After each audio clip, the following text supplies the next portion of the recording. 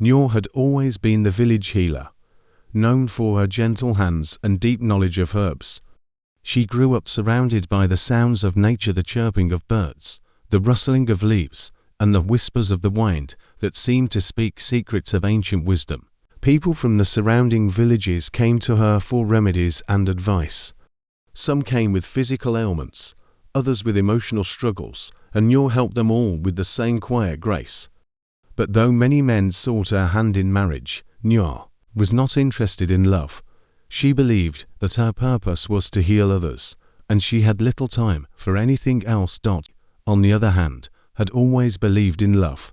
A skilled hunter from a neighboring village, Kwame was a man of strength, determination, and passion. He was everything the village admired: tall, broad-shouldered, and quick with a smile that could light up a room. But there was one thing that he lacked: the woman he truly loved. Since he was a boy, Kwame had been taught that his worth lay in his ability to provide for his people. His family had long hoped that he would marry a woman from their village, one who could help strengthen their position and carry on the family name. But Kwame wanted more. He wanted a love that was genuine, a love that went beyond what his family expected. When Kwame first saw Nyor, it was at a village gathering. She was standing at the edge of the crowd, speaking softly with the elders as she offered advice to an elderly woman who had twisted her ankle. Her presence was calm, serene, and almost otherworldly.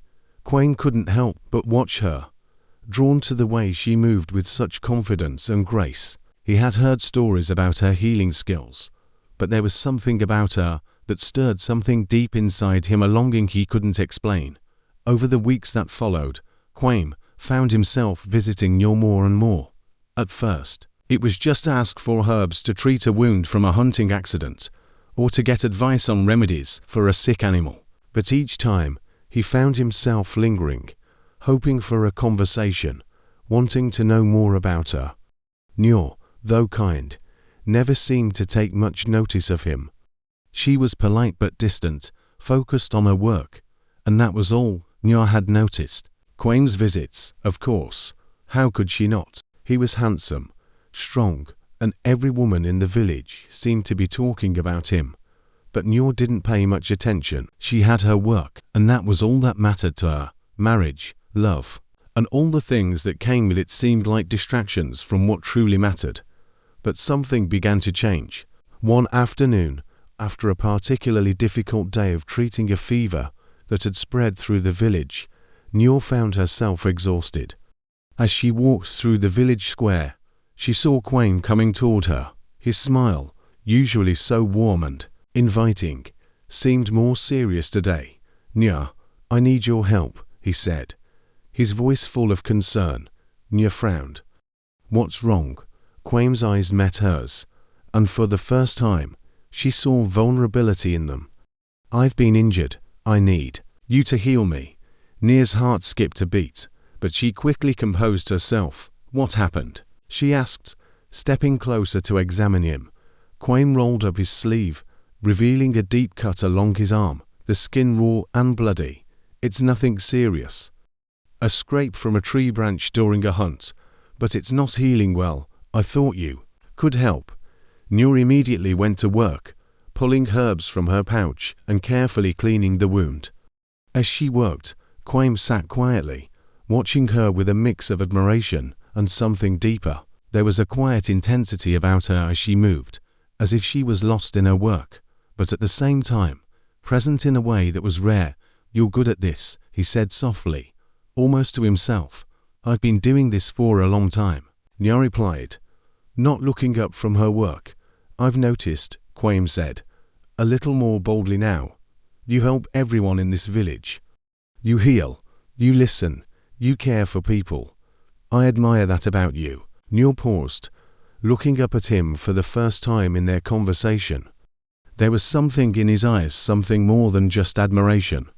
She saw the kindness in him, the sincerity. But still, she didn't allow herself to feel anything more. Her work was her priority, not romance. When she finished cleaning the wound, she wrapped it with fresh bandages and gave him instructions for aftercare.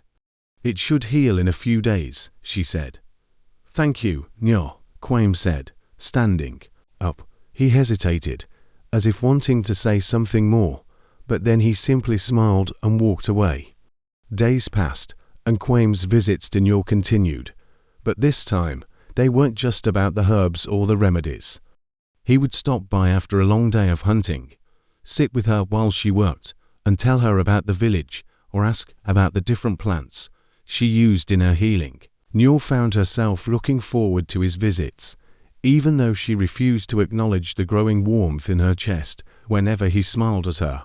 One evening, as they sat under the large baobab tree at the edge of the village, Kwame finally spoke, the words that had been on his heart for so long.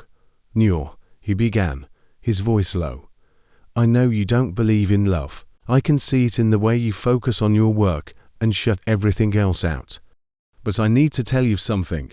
I'm not here because of your healing. Not just because of that. I'm here because I care for you, more than anyone I've ever known.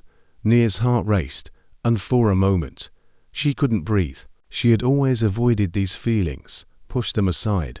But now they were in front of her. Undeniable. I don't want to be married to someone because it's expected of me. Kwame continued. I don't want to follow the path my family has set for me. I want to be with someone who understands me, who sees me for who I truly am. Nia's thoughts raced. She cared for him too. She had always admired his strength, but now she saw the tenderness in him, the quiet way he listened, the way his eyes softened when he spoke of his dreams. She was afraid that love would take her away from the life she had built. She wasn't sure if she could have both love and her work. I don't know if I can love you, Kwame, she said softly, her voice tinged with uncertainty. I'm not like the women you know. My life is here, with my work. I don't want to risk losing everything. Kwame reached out, gently taking her hand. Nyo, love doesn't take away from what you're meant to do. It doesn't take away from your purpose. It only adds to it. I know that we could build something together, something strong and true. I'm not asking you to leave your work. I'm asking you to let me be part of your life. Tears filled Nia's eyes as she looked at him. She had always been afraid of letting someone into her heart, but now she realized that love wasn't a burden, it was a gift. I don't know how to love like that, she whispered. You don't have to know, Kwame replied. You just have to be willing to try. In that moment, Nya knew. She knew that she didn't have to choose between love and her work. They could exist together, side by side. She could heal with her hands and love with her heart. I'll try, Kwame, she said, her voice steady now. I'll try. From that day on, Nya and Kwame's bond grew stronger. He continued to hunt and provide for the village, and Nya continued to heal. But now they shared their lives in ways that were richer and more meaningful than either of them could have imagined.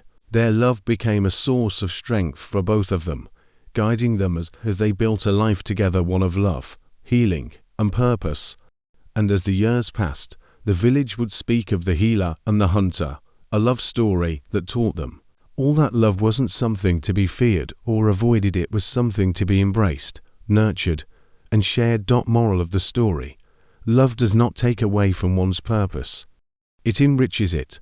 When two hearts come together, they can help each other grow and fulfill their destinies in ways they never could alone.